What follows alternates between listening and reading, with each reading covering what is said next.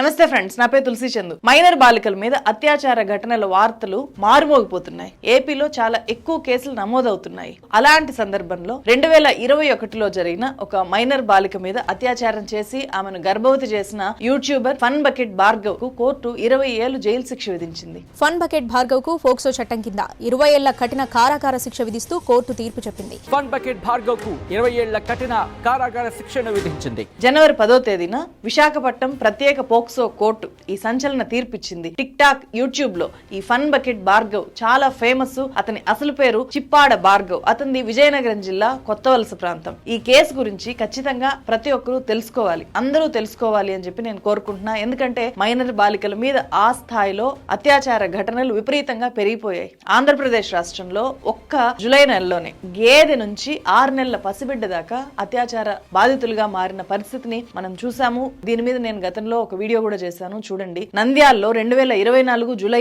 7న అత్యాచారానికి గురైన 9 ఏళ్ల పాప బాడీ ఇప్పటికీ నేను ఈ వీడియో చేసే టైంకి కూడా దొరకలేదు. ఆ పాపని హంద్రీనివాలో పడేశాము అని చెప్పి నిందితులైన వ్యక్తులు, వాళ్ళు కూడా మైనర్లే, వాళ్ళు చెప్పారు. అప్పటి నుంచి గాలిస్తున్నా కూడా ఇప్పటిదాకా దొరకలేదు. ఆ తర్వాత కూడా లెక్కలేనన్ని ఘటనలు జరిగాయి, కేసులు నమోదవుతున్నాయి. ముఖ్యంగా ఈ ఘటనల్లో ఎక్కువగా బాధితులు మైనర్ బాలికలున్నారు. ఈ ఫన్ బకెట్ భార్గవ్ కేసు విషయానికి వస్తే 2021 ఏప్రిల్లో ఒక బాలికను ఎక్స్ప్లాయిట్ చేసి ఆమె మీద అత్యాచారానికి పాల్పడి ఆమెను గర్భవతిని చేసి హెరాస్ చేశాడు అని చెప్పి కేసు నమోదైంది. అతను ఆ బాలికతో టిక్ టాక్ వీడియోలు చేసే క్రమంలో వాళ్ళిద్దరి మధ్య పరిచయం ఏర్పడింది. ఆ పాప వయసు 14 ఏళ్లు. అంత చిన్న పాపను బెదిరించి ఆమె మీద పదే సెక్షువల్ అటాక్ చేశాడు అని చెప్పి ఆ బాలిక తల్లి 2021 ఏప్రిల్ 16వ తేదీన విశాఖ జిల్లా పెందుర్తి పోలీస్ స్టేషన్ కు వచ్చి కంప్లైంట్ చేయడంతో protection of children from sexual offences act 2012 POCSO కింద కేసు నమోదైంది. పోలీసులు వెంటనే భార్గవ్ ను అరెస్ట్ చేశారు. అప్పుడు 2021 మే 11 దాకా అతను విచారణ ఖైదీగా జైల్లో ఉన్నాడు. ఆ తర్వాత కండిషనల్ బెయిల్ మీద అతను బయటకు వచ్చాడు. అంటే కేసు గురించి ఎక్కడా మాట్లాడకూడదు, ఎప్పుడు పోలీసులు పిలిస్తే అప్పుడు విచారణకు రావాలి, కండిషన్స్ మీద అతనికి అప్పుడు బెయిల్ ఇవ్వడం జరిగింది. అతను బయటకు వచ్చిన తర్వాత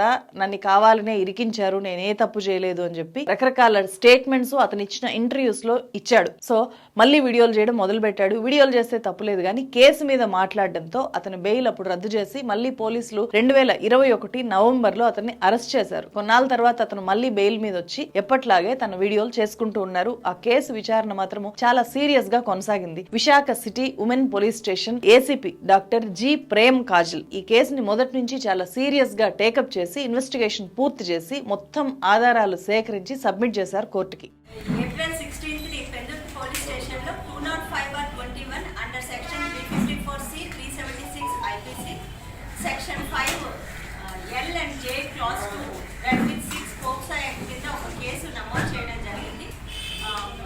ఇందులో accused Chippada Bhargav alias fun bucket Bhargav నేరాన్ని క్లియర్ కట్ గా ఎస్టాబ్లిష్ చేస్తూ ఛార్జ్ షీట్ కూడా వాళ్ళు ఫైల్ చేశారు. పూర్తి సాక్ష్యాధారాలని కోర్టుకు సబ్మిట్ చేశారు. అవన్నీ పక్కాగా ఉండడంతో Visakhapatnam special POCSO court Chippada Bhargav ను దోషిగా డిక్లేర్ చేస్తూ మైనర్ బాలిక మీద అత్యాచారం చేసిన నేరానికి అతనికి 20 సంవత్సరాలు జైలు శిక్ష విధించింది. అంతేకాదు బాధిత బాలికకు నష్టపరిహారంగా చిప్పాడ భార్గవ్ 4 లక్షల రూపాయలు ఇవ్వాలి అని చెప్పి కూడా కోర్టు తీర్పిచ్చింది. ఇది సంచలన తీర్పు. ఇలాంటి కేసుల్లో ఏళ్లకు ఏళ్లు విచారణలు సాగుతూనే ఉంటాయి. 4 ఏళ్లలో ఈ కేసు విచారణ పూర్తి చేసి దోషికి శిక్ష పడేలాగా చేసిన పోలీసుల్ని, ముఖ్యంగా ఏసీపీ ప్రేమ్ కాజల్ గారిని మనము ఇక్కడ అభినందించాలి. ఇక్కడ ఈ ఫన్ బకెట్ భార్గవ్ గురించి కొంత చెప్పాలి. అతన్ని విజయనగరం జిల్లా Kothavalasa.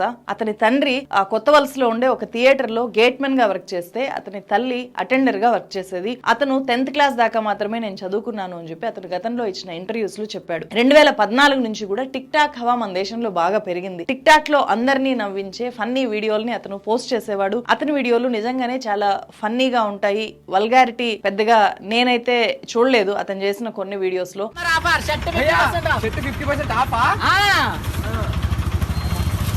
A few moments later. అయ్యా ఏంటి భయ్యా ఇది? Summer offer shirt 50% of.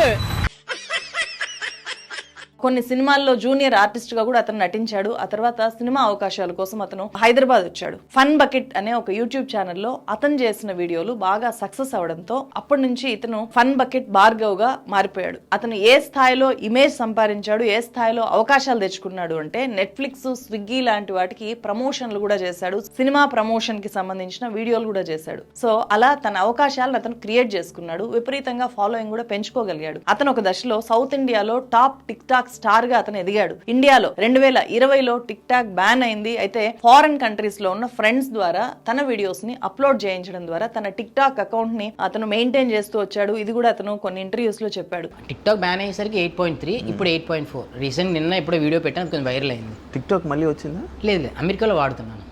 అమెరికాలో వాడుతున్నావా? నా ఫ్రెండ్ యూఎస్ లో ఉన్నాడు, డైలీ టిక్ టాక్ వీడియో పంపించి మరి ఏం చేస్తున్నాం, ఎందుకంటే పిచ్చి కదా, ఇప్పటికీ వీడియోలు పరేలు వెళ్తున్నాయి అక్కడ. యూట్యూబ్, ఇన్స్టాల్లో వీడియోలు చేయడం మొదలు పెట్టాడు. బేసికల్ గా క్రియేటివిటీ ఉంది అతనికి.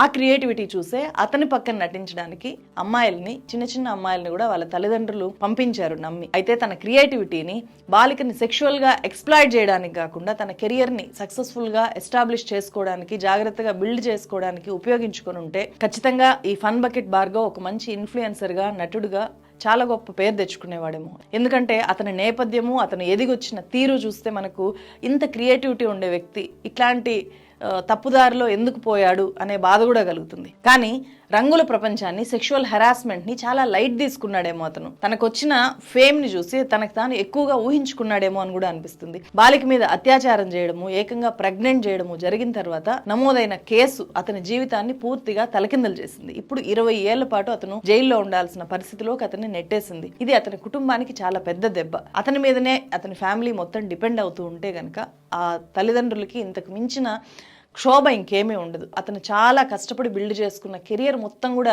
సర్వనాశనం అయిపోయినట్లే కదా జీవితంలో చేసిన ఒకే ఒక తప్పు వల్ల. ఇలాంటి తప్పులు ఎవరు చేయకుండా ఉండాలి. అందుకే ఈ కేసు గురించి ఖచ్చితంగా తెలుసుకోవాలి అని చెప్పాను. అలాగే పోక్సో చట్టం గురించి కూడా ప్రతి ఒక్కరూ తెలుసుకోవాలి. ముఖ్యంగా పేరెంట్స్ కూడా తెలుసుకోవాలి. అది అబ్బాయిల పేరెంట్స్ అయినా, అమ్మాయిల పేరెంట్స్ అయినా. 2012లో వచ్చిన పోక్సో చట్టం 18 ఏళ్ల లోపు పిల్లలందరికీ కూడా లైంగిక వేధింపుల నుంచి రక్షణ కల్పిస్తుంది. 12 సంవత్సరాల కంటే తక్కువ వయసున్న బాలబాలికల మీద ఎవరైనా అత్యాచారానికి పాల్పడితే కఠినమైన శిక్షలు వాళ్ళకు పడేలాగా ఈ చట్టాన్ని చాలా బలంగా తయారు చేశారు. బిఎన్ఎస్ లో కూడా ఈ చట్టం చాలా బలంగానే ఉంది. ఇప్పుడు బిఎన్ఎస్ అమల్లో ఉంది కదా, ఆ బిఎన్ఎస్ ప్రకారం కూడా పోక్సో మాత్రం చాలా బలంగా ఉంది. బాధిత పిల్లలు 12 ఏళ్ల లోపు వాళ్ళైతే దోషులకు మరణశిక్ష కూడా విధించవచ్చు, అంత బలంగా ఉంది ఈ చట్టము. కానీ ఈ భార్గవ్ కేసులో బాధితురాలు 14 ఏళ్ల బాలిక కావడంతో అతనికి మరణశిక్ష తప్పింది. 16 ఏళ్ల లోపు పిల్లల మీద అత్యాచారం జరిగితే పడే శిక్ష కనీసం 10 ఏళ్ల నుంచి 20 ఏళ్ల దాకా ఉంటుంది. సో అంతకాలం జైల్లో ఉండాల్సి వస్తుంది. పిల్లల విషయంలో ఏది నేరము, ఏది కాదు అనేది తల్లిదండ్రులు ముఖ్యంగా తెలుసుకోవాలి. నిందితులకు చాలాసార్లు తెలియకుండానే ఈ నేరాలు చేసేస్తూ ఉంటారు. పిల్లలే కదా, వాళ్ళు ఏం చేస్తారులే అని చెప్పి లైట్ తీసుకొని వాళ్ళని ఎక్స్ప్లాయిట్ చేస్తూ ఉంటారు. వాళ్ళ మీద హింసకు పాల్పడుతూ ఉంటారు. లైంగిక వాంఛతో ముద్దు పెట్టుకోవడం కానీ, సెక్షువల్ గా ఫోర్స్ చేయడం కానీ, ప్రైవేట్ పార్ట్స్ తాకడం కానీ, పిఓఆర్ఎన్ వీడియోలు లేకపోతే ఫోటోలు పిల్లలకి చూపించడం కానీ, ఇలాంటి వాటిలో ఏది చేసినా కూడా పోక్సో చట్టం కింద వాళ్ళని బుక్ చేయొచ్చు. అవన్నీ కూడా వేధింపుల కిందకే వస్తాయి. అయితే పిల్లల్ని లైంగికంగా వేధించే వాళ్ళలో ఎక్కువగా ఆ పిల్లలకు తెలిసిన వాళ్ళు, దగ్గర బంధువులు ఉంటారు. ఈ ఫన్ బకెట్ భార్గవ్ కూడా ఆ బాలికతో పరిచయం పెంచుకున్నాడు. నమ్మకంగా వీడియోలు చేస్తూ వాళ్ళ తల్లిదండ్రులను కూడా నమ్మించాడు. ఆమె మీద అలా లైంగిక దాడికి అతను పాల్పడడం జరిగింది. భార్గవ్ చిప్పాడ గురించి ఈ కేసు విచారణ చేసిన పోలీస్ ఆఫీసర్ ప్రేమ్ కాజల్ రిపోర్ట్లో ఏం రాశారు అంటే, భార్గవ్ బాలికకు ప్రపోజ్ చేస్తే ఆమె అతన్ని రిజెక్ట్ చేసింది. రిజెక్ట్ చేసిన తర్వాత ఆమెని అతను గతంలో రహస్యంగా తీసిన వీడియోల్ని ఆమెకు చూపించి వాటిని బయట పెడతాను అని చెప్పి బెదిరించి బ్లాక్మెయిల్ చేసి ఆమె మీద లైంగిక దాడి చేసి ఆమెను ప్రెగ్నెంట్ చేశాడు అని చెప్పి పోలీస్ ఆఫీసర్ రాశారు. ఆ అమ్మాయిని ప్రేమిస్తున్నానని చెప్పి ప్రపోజ్ చేసి ఆ అమ్మాయి నో అన్న తర్వాత కూడా అబ్బాయి వీడియోస్ పేరుతో దగ్గరయ్యి, అలాగే అమ్మాయి డ్రెస్ చేంజ్ చేసుకున్నప్పుడు ఫొటోస్, వీడియోస్ నా దగ్గర ఉన్నాయని చెప్పడం, శారీరకంగా అమ్మాయిని అనుభవించారు.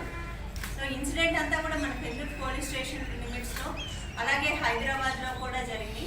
ఈ ఫన్ బకెట్ భార్గవ్ కేసు మాత్రమే కాదు, తెలుగు యూట్యూబ్ కమ్యూనిటీలోనే ఫన్ మంత్ మీద కూడా పోక్సో చట్టం కిందనే కేసు నమోదైంది. 2024లో జూలైలోనే ఒక తండ్రి చిన్న పాపకు సంబంధించిన వీడియోని ప్లే చేస్తూ అత్యంత నీచంగా కామెంటరీ చేస్తూ రాక్షసానందం పొందిన Funmanthu alias Praneeth Hanumanthu and batch మీద ఇప్పటికీ విచారణ కొనసాగుతోంది. ఆ కేసు ఇప్పటికీ ఉంది. ప్రణీత్ హనుమంతు మీద ఐటీ సెక్షన్ తో పాటు పోక్సో చట్టాల కింద కూడా కేసులు నమోదయ్యాయి. అతను మత్తు పదార్థాలు తీసుకున్నాడు అనే ప్రత్యేక కేసు కూడా నమోదైంది.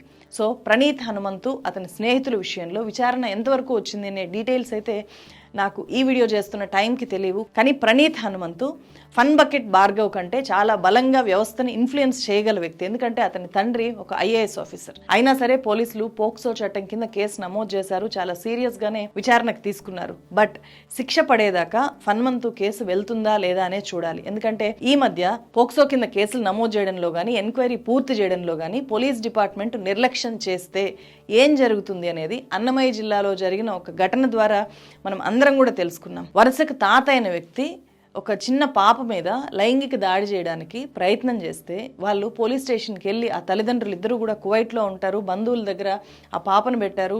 వాళ్ళు ఈ విషయం తెలుసుకున్న తర్వాత పోలీస్ స్టేషన్లో కంప్లైంట్ చేస్తే పోలీసులు లైట్ తీసుకున్నారు. సీరియస్ కేసు నమోదు చేయలేదు, పోక్సో అసలే పెట్టలేదు. కువైట్ నుంచి వచ్చి ఆంజనేయ ప్రసాద్ అనే ఆ పాప తండ్రి చట్టాన్ని చేతుల్లోకి తీసుకొని లైంగిక దాడి చేసిన వ్యక్తిని చంపి తిరిగి ఎవరికి కనిపించకుండా కువైట్కి వెళ్ళిపోయి అక్కడి నుంచి నేను ఇలా చేశాను అని చెప్పి ఒక వీడియో రిలీజ్ చేస్తే అది చాలా పెద్ద సంచలనం సృష్టించింది. సో అతను ఆ తర్వాత లొంగిపోవడానికి కూడా వస్తున్నట్లు ప్రకటించాడు. పోలీసులు తనకు న్యాయం చేయలేదు కాబట్టి మరో మార్గం లేక చట్టాన్ని చేతుల్లోకి తీసుకున్నాను అని చెప్పి ఆ తండ్రి రిలీజ్ చేసిన వీడియోలో అతను చెప్పాడు. రేపు ఒకవేళ మీ బిడ్డకు మీ ఇంట్లో ఆడవాళ్ళకు ఈ మాదిరి జరిగితే పట్టించుకోకుండా ఒకవేళ ఇంకెప్పుడు పట్టించుకుంటారో తేటిగా ఆడబిడ్డల మాన ప్రాణాలు తేటిగా పోయిన తర్వాత సమాధిలోకి వాళ్ళు వెళ్ళిన తర్వాత పట్టించుకొని ఏం ఉపయోగం? బాధితులకు ఇలాంటి పరిస్థితి జరగకుండా ఉండాలి అంటే చట్టం ఖచ్చితంగా కఠినంగా పనిచేయాలి. ముఖ్యంగా అత్యాచార ఘటనల విషయంలో సోషల్ మీడియాలో క్రియేటివిటీ ఉపయోగించి వీడియోలు పోస్ట్ చేస్తుంటే చాలా వేగంగా పేరు వచ్చేస్తుంది. ఆ వచ్చిన పేరుని కాపాడుకోవడం కూడా చాలా ఇంపార్టెంట్ అనేది జర్నలిస్టులు గానీ క్రియేటర్స్ గానీ ఖచ్చితంగా గుర్తుపెట్టుకోవాలి.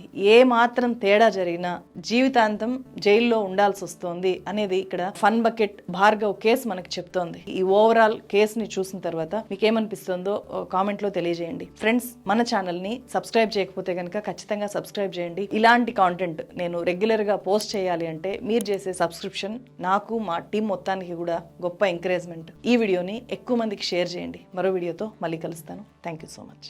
సో మీ ద్వారా చెప్పేది ఏంటంటే సోషల్ మీడియాలో కానీ అదర్ యాప్స్ ద్వారా కానీ ఏ విధమైన కానీ ఒక మైనర్ అమ్మాయితో పరిచయాలు పెంచుకొని మైనర్ అమ్మాయిలతో ప్రేమ వ్యవహారాలు చట్టరీత్యా నేరం. ఈ అఫెన్స్ అన్నీ కూడా పోక్సో యాక్ట్ కింద 2012 యాక్ట్ కింద అఫెన్స్లన్నీ పనిషబుల్ అఫెన్స్లు.